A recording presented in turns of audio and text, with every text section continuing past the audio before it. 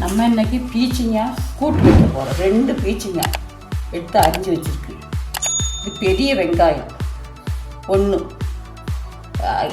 பீச்சிங்காய்க்குள்ள மசாலா, தேங்காய், இந்த பச்சை மிளகா, கறிவேப்பிலை 3, பூண்டு, கொஞ்சம் ஜீரகம், கொஞ்சம் மஞ்சள் இது போட்டு ஒரு திருக்கு.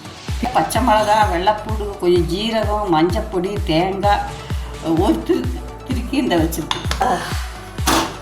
சட்டியை வச்சுட்டோம். சட்டி காஞ்சிட்டு 2 கரண்டி தேங்காய் ஊற்றிட்டோம். எண்ணெய் சூடாகிட்டு 1 கரண்டி கடுகு, 1 கரண்டி உளுந்து இந்த போடும். இந்த பெரிய வெங்காயம் போட்டு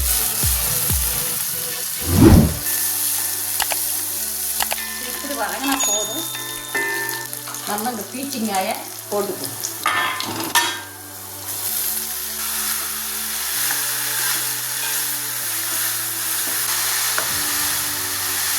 நம்ம தேங்காய், பச்சை மிளகாய், ஜீரகம், வெள்ளைப்பூடு, கொஞ்சம் உப்பும் போட்டு அப்படியே திரிய வச்சுருக்கோம். இது தட்டிடுவோம்.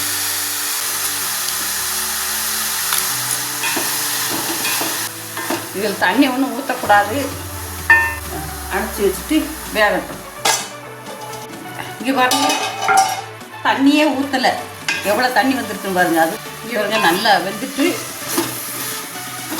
இல்லை. நம்ம இதை கொஞ்சம் தயிர் ஊற்றினா நல்லா டேஸ்ட்டாக இருக்கும். நல்லா டேஸ்ட்டாக இருக்கும். இது ஊற்றிடுவோம்.